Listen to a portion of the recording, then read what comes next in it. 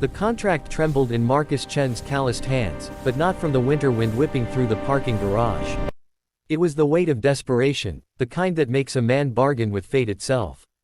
His daughter Lily needed surgery. Experimental. Expensive. Impossible. Until his boss, the untouchable Victoria Ashford, looked him in the eye and offered him a deal that would either save his family or destroy what remained of his broken heart. Marcus had worked as Victoria's executive assistant for 3 years, watching her command boardrooms with the precision of a general and the coldness of winter steel. She never smiled, never faltered, never showed a crack in that perfect armor of tailored suits and calculated decisions.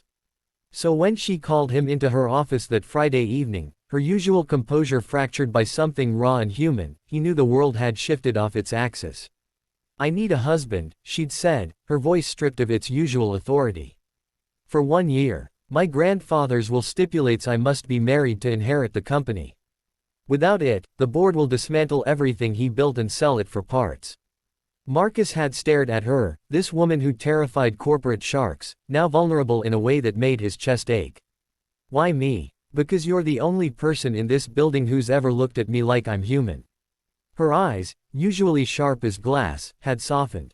"And because I know you need help. Lily's surgery. I can cover it. All of it. Consider it a signing bonus." The ethical implications should have stopped him. The sheer audacity of the arrangement should have sent him running. But when you're a single father who's already lost a wife to cancer and might lose a daughter to the same cruel genetics, ethics become a luxury you can't afford. "So we just pretend?" Marcus had asked, his mind already calculating specialists, treatment plans, hope. Victoria had nodded. "For 1 year. We maintain appearances. Attend events. Live together for authenticity. Live together." The words caught in his throat. "My grandfather's lawyer is thorough. We'll need to share an address." She'd paused, something flickering across her face. "We're both adults, Marcus. We can manage separate bedrooms." That was the plan. The clear, uncomplicated plan. Until Marcus arrived at Victoria's penthouse with Lily and their modest collection of boxes, and Victoria had opened the door looking nothing like the corporate titan he knew. She wore jeans. Her hair fell loose around her shoulders. She looked terrified. "There's been a complication," she said, helping Lily inside with a gentleness that stunned him. "The lawyer is conducting a surprise home inspection tomorrow. He's looking for any evidence this isn't a real marriage." Marcus set down the boxes, dread pooling in his stomach. "What does that mean?" "It means the apartment has 2 bedrooms, but only one master bedroom that looks actually lived in. The other is clearly a guest room." Victoria knelt down to Lily's height, her voice softening. "You must be Lily. I'm Victoria. I have hot chocolate in the kitchen. The good kind with marshmallows."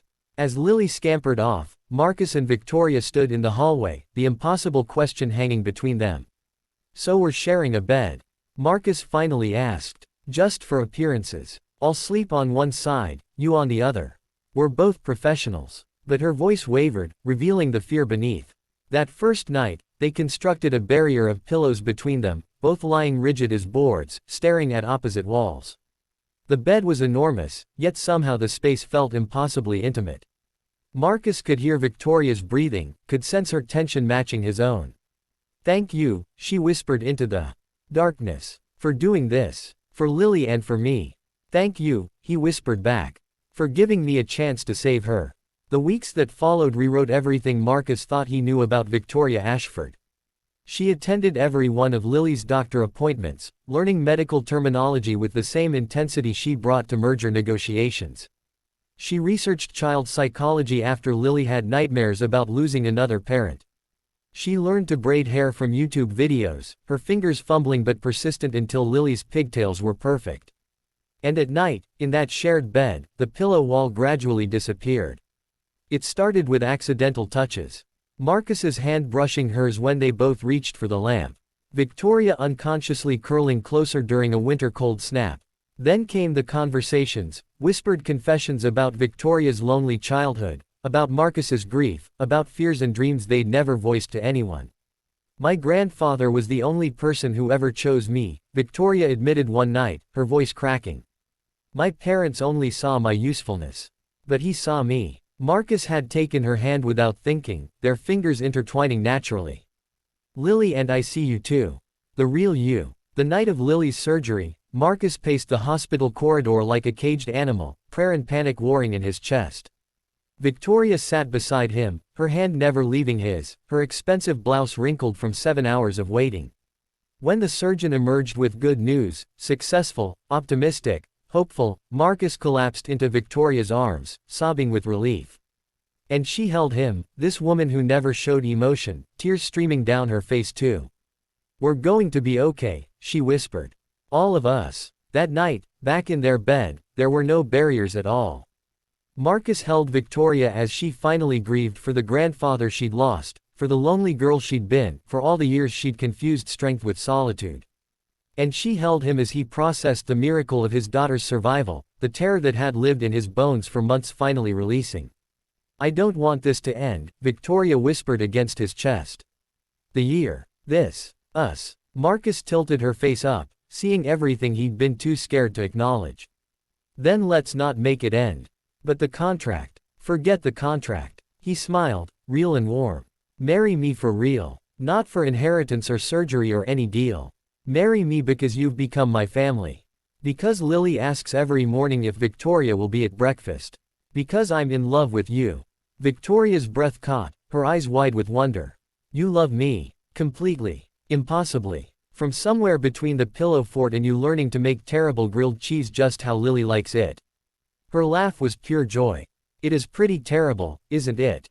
The worst." He kissed her forehead, her cheeks, her lips. "But you kept trying. That's who you are. You never give up on the people you love." "I love you too," she whispered. "Both of you. You've given me something no company ever could. A home." The next morning, Lily found them tangled together, the pillow barrier demolished, matching smiles on their sleeping faces. She crawled between them with the certainty of a child who knows she's safe, who understands that sometimes families are built not from blood alone but from kindness, sacrifice, and the courage to be vulnerable. Marcus woke to his daughter's giggles and Victoria's sleepy eyes, and thought about desperate prayers in parking garages, about contracts and complications, about the beautiful accident of pretending until pretending became the truest thing in his life. "So," Victoria murmured, her voice rough with sleep and happiness. "We're really doing this every day," Marcus promised, pulling both his girls closer. "For the rest of our lives." Outside, the city woke to another ordinary day. But inside that penthouse, in that shared bed that had witnessed the transformation of strangers into soulmates, 3 hearts beat in perfect synchronicity, proof that sometimes the most extraordinary love stories begin with the simplest human need: to be seen, to be chosen, to matter to someone else. The contract had been for 1 year. The love would last forever.